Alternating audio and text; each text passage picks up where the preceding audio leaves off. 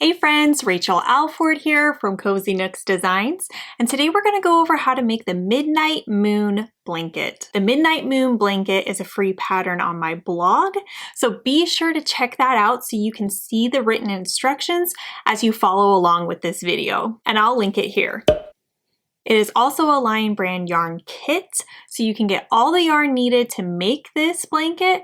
And what's fun about Lion Brand yarn kits is that you can customize the color that you make with it. So you can see I use Baby Soft yarn to make this blanket, and you can choose any of the other Baby Soft colors that Lion Brand has to offer. And I'll link that kit down in the description. Also join my newsletter. I give away free patterns frequently. I let you know when I have new content and new patterns out, and just keeps you in the loop. So go ahead and join my newsletter, and you can do that down in the description. And lastly, of course, subscribe to my YouTube channel so that you can see my new content that I put out. So let's grab our yarn and let's get started. These are the materials needed to make the Midnight Moon blanket. You're gonna need Baby Soft yarn. I use the color Gray Print, so it's a variegated yarn. And they have lots of different yarn colors you can choose from. You'll also need knitting needles. These are 4.0 millimeter size 6 knitting needles, and then I have it on a cord, which is 40 inches. And then tapestry needles, scissors, stitch markers. And then you'll also need the chart to follow along with. Here's the digital version of the chart. So you can see when you get to the digital version, if you push this button right here, then you can start tracking. Let's see, there we go. You can start tracking where you are by going up and down. You can see it moving there. If you want the printable version of this chart, then you can buy the ad-free version. You can get that in my Etsy, Ravelry, and my shop. So I recommend having this chart up beside you as we're making this so that you can follow along with the chart. So each blank or white square is a knit stitch on the right side. So you can see this first row here. This is one knit stitch, then another, then another, then another. The gray sections are purl stitches on the right side. So you can see we have 1, 2, 3, 4, 5, 6 purl stitches on that first charted row where we will purl, and then we go back to knitting after we do our 6. The next row is all purl because that's on the wrong side. And then the next row, row 13, you have 20 stitches of knit, and then you have 13 purl stitches. So you always will purl straight on the wrong side, and then the right side is when you're going to alternate between knit, purl, and knit. The chart is in the lower right hand of the blanket. So you have 10 rows working regular stockinette stitch, and then you also have before the chart, and then you also have 14 stitches on the right that aren't shown on the chart that you need to do first and then the chart. But to begin, we're going to start with the scalloped bottom border. So I'm just going to be making a small sample of this blanket. So I just cast on 22 stitches. You'll have to look to the pattern to get the correct number that you need to cast on.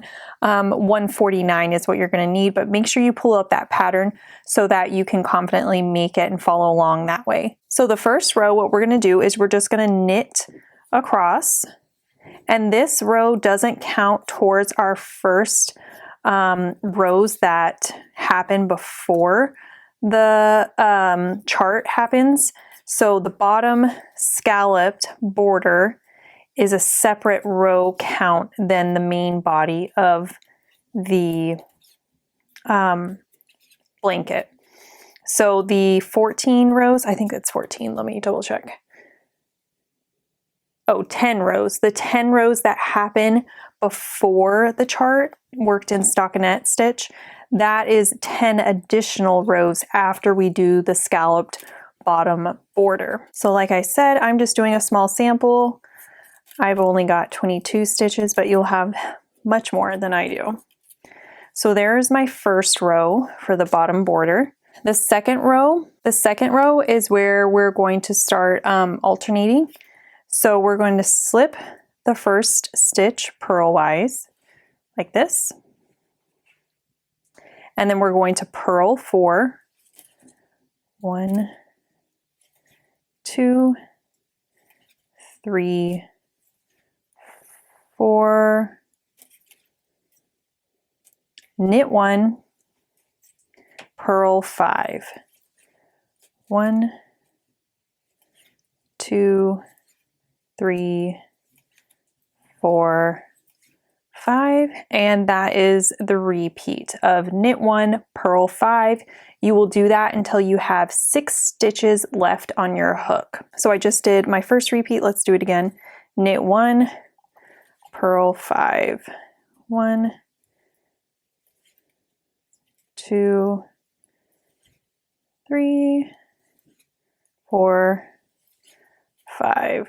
So I actually only have 5 stitches left on my hook. Let's just pretend that I have 6 stitches here. So I'm gonna make one actually.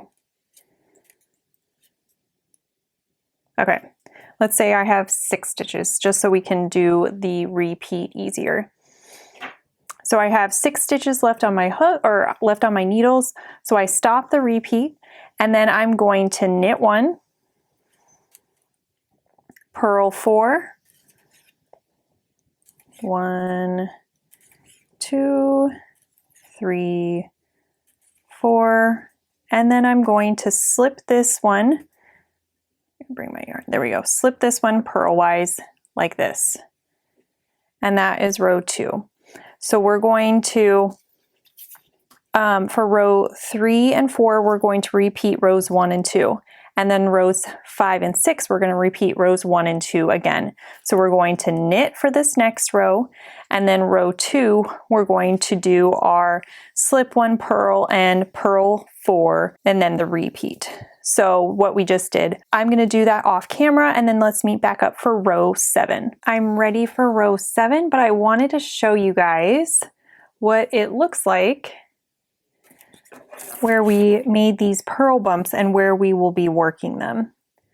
So this one looks a little bit different because this is where I picked up a stitch, but you can see there's 1, 2, 3 purl bumps, and that's what we will be working in to make the scallop. Here's one that looks easier to see.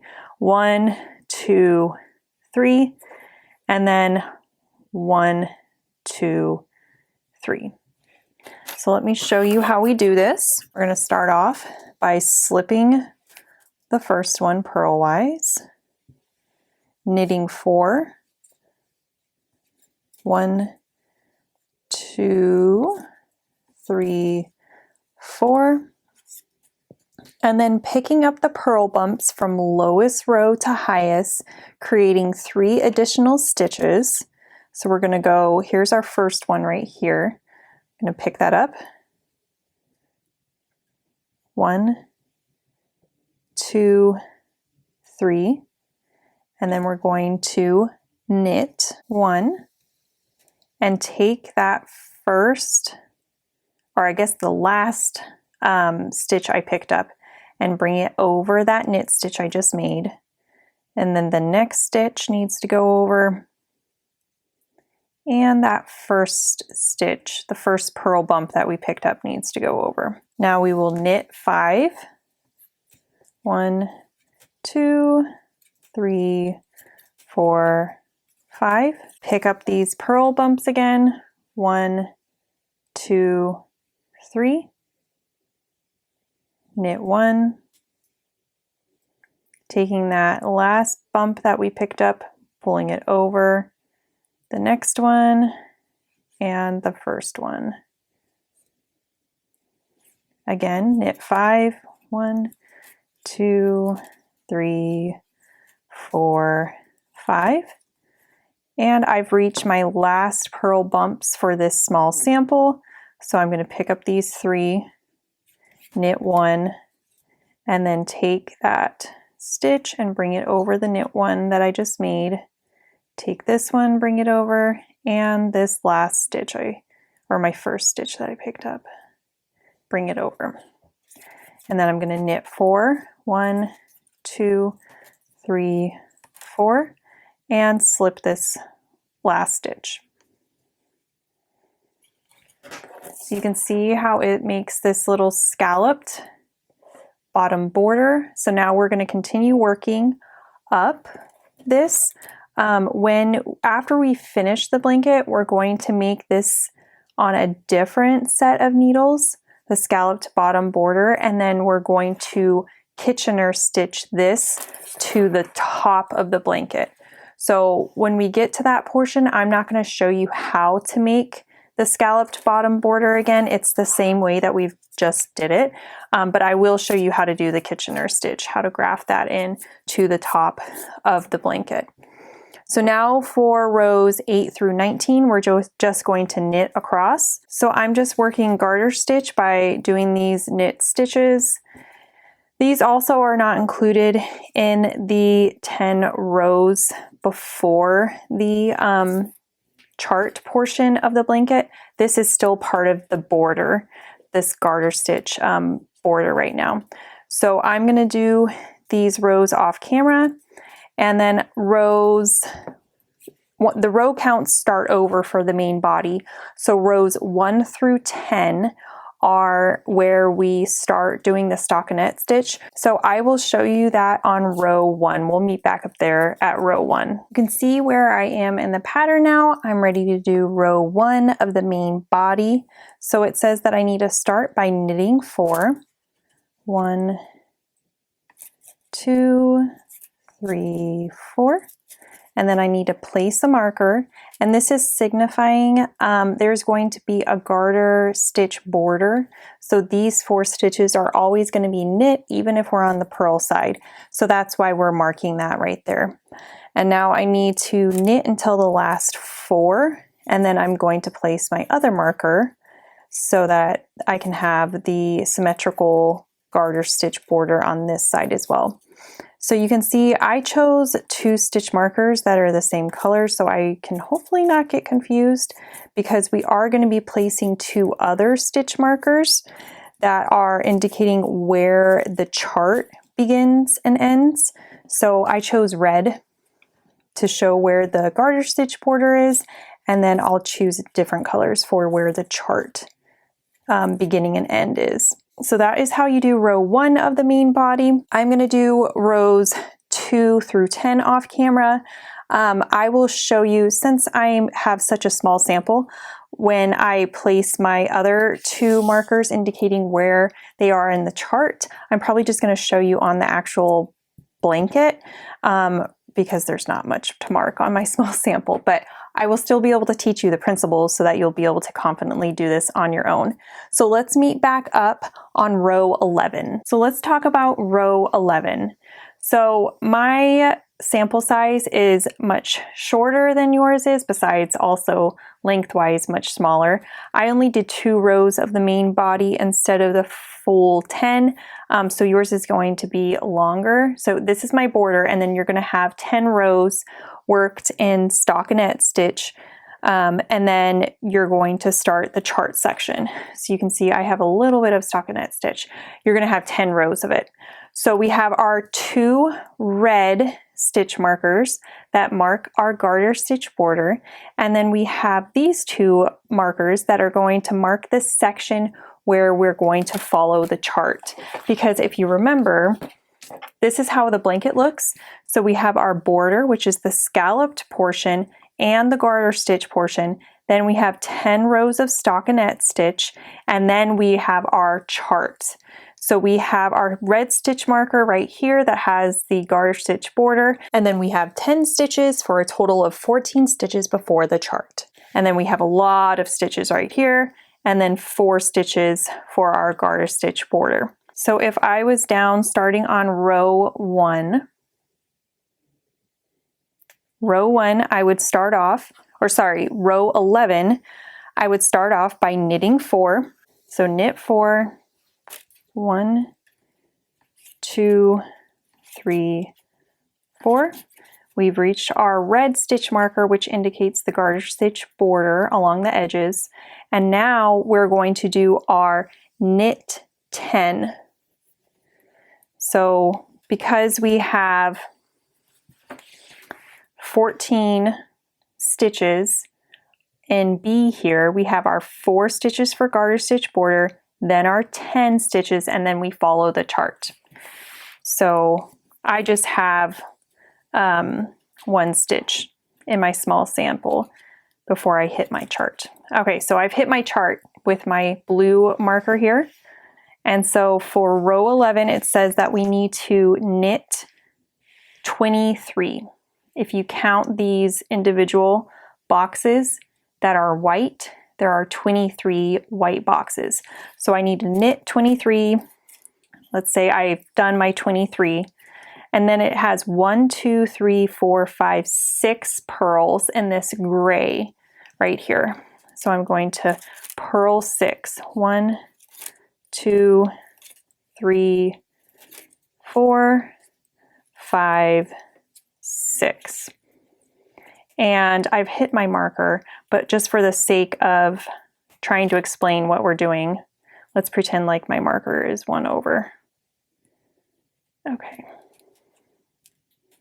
So after I've done my 6 purls, the rest of the chart says that I need to do 21 knits, 21 knit stitches, because I have 21 boxes left. So I'm going to do my 21 knits. Let's pretend like I've done that with my 1, and then I've finished my chart. And so for the rest of the row, I'm just going to knit because this is the right side. So knit. I've reached the end where I have my garter stitch border. So I'm going to slip that marker and then knit these 4 stitches. 3, 4. Okay, now I'm going to move my chart up. And for this row, this chart, it's all purl. There's only white boxes, which means there's nothing tricky about it. So I only have purls for this chart section portion. So if I turn my work and work the wrong side, so I've got my first 4 stitches, which are garter stitch. So I need to knit 1, 2, 3, 4, slip that marker, and now I purl all the way across. When I hit the chart section, I'm still going to purl. And then the only time that I'm going to stop purling for this row is when I hit my garter stitch border or my last 4 stitches. So here I am in the chart section. You can see that I am now purling what was purled on the other side. Okay, this is the last stitch of the chart. Slip that marker, purl this last one, and now I've hit, my garter stitch border, the last 4 stitches. So I'm going to knit these 4 stitches. 1, 2, 3, 4. I'm going to move my chart up to row 13. Row 13, I'm going to knit 20 when I get to the chart section. So first I need to knit these 4 for the border. 1, 2, 3, 4. And then move my slip marker because that's my garter stitch border. Now I have my 10 stitches before I hit the chart. I only have 1, but pretend it's 10. And now I've hit my chart. So the chart says I need to do 20 knit stitches before I start purling. So we're going to pretend like I've done my 20 stitches, and this is not going to line up perfectly because I have such a smaller sample than you guys. So for your sample, you're going to have 3 stitches that were knit that are now going to be purled. So the pattern is moving over by 3. 1, 2, 3. And I know it's kind of hard to see this on camera, but on the digital file, you can see easier the boxes. So just trust me on that. So let's pretend like I've done my 20, and now I hit right here. I need to purl. Let's see how many I need to purl. Purl 13 for this row. So I'm going to purl 13. I think I only have 7 stitches even available for this small sample though. But let's just pretend like I'm going to purl 13. There's my 13. That will be my 13th right there.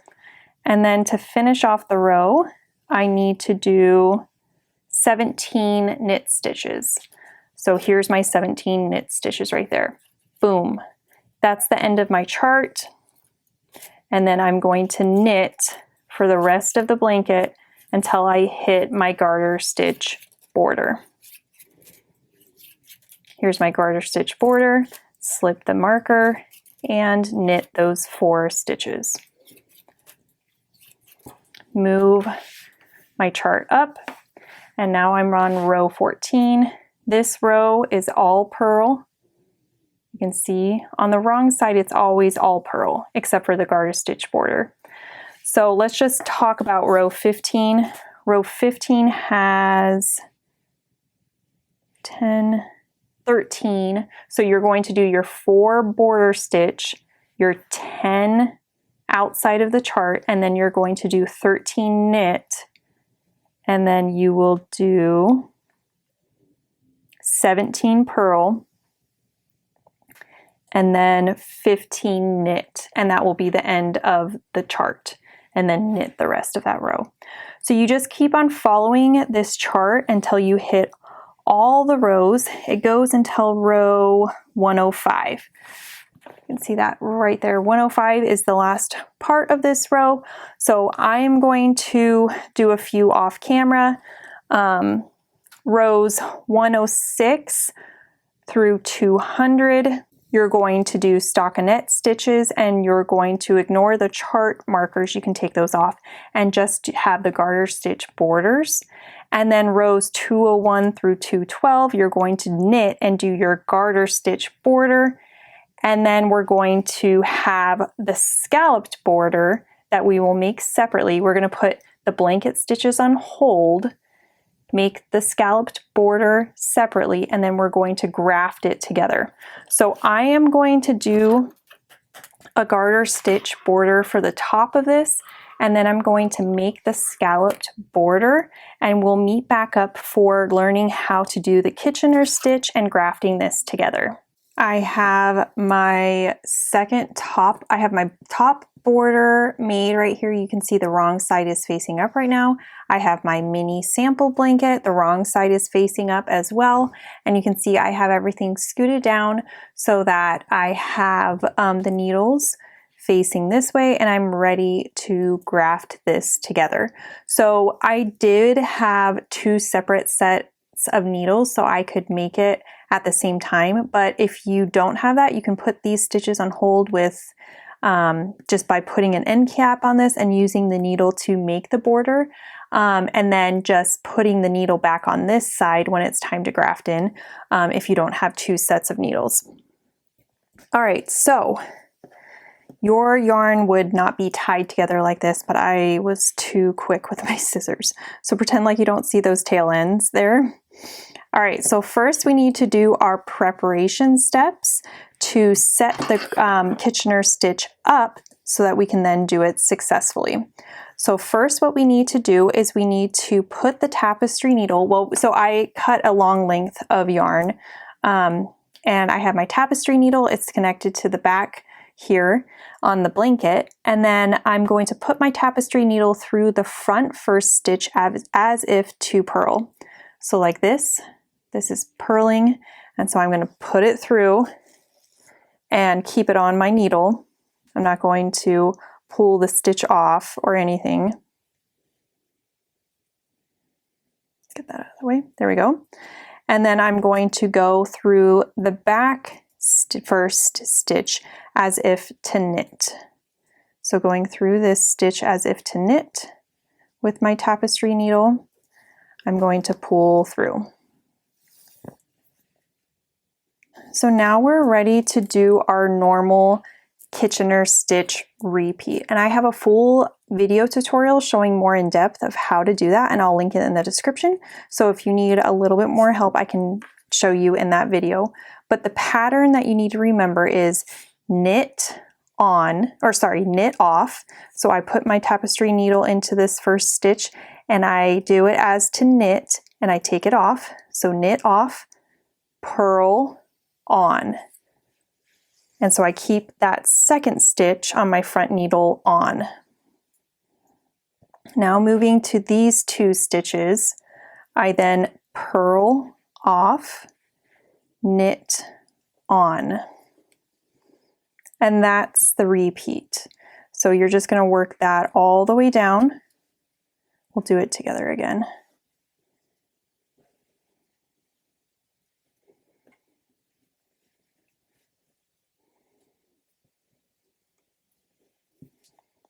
So again, what it is you're going to go into this first stitch on the front needle, as if to knit, knit off, purl on. And then on the back needle, that first stitch, purl off, knit on.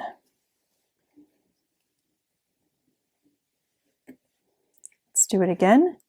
Knit off, purl on,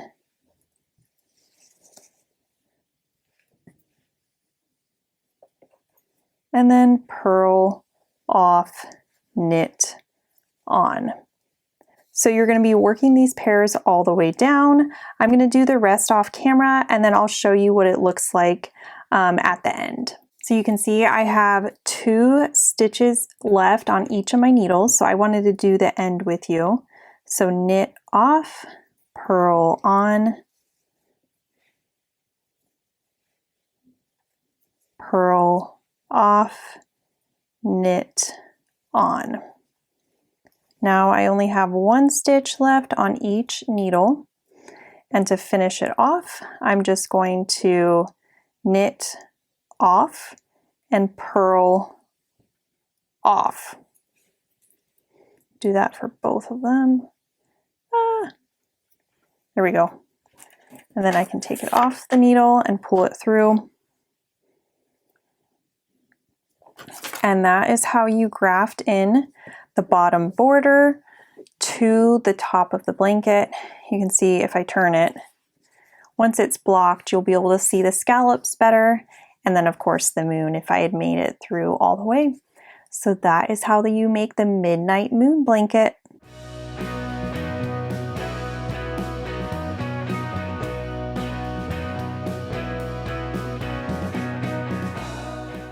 Hey guys, thanks for tuning in today. I hope you liked it. I am Rachel from Cozy Nooks Designs, and make sure that you give it a thumbs up, comment if you have any questions, and subscribe to my channel for future free patterns and tips.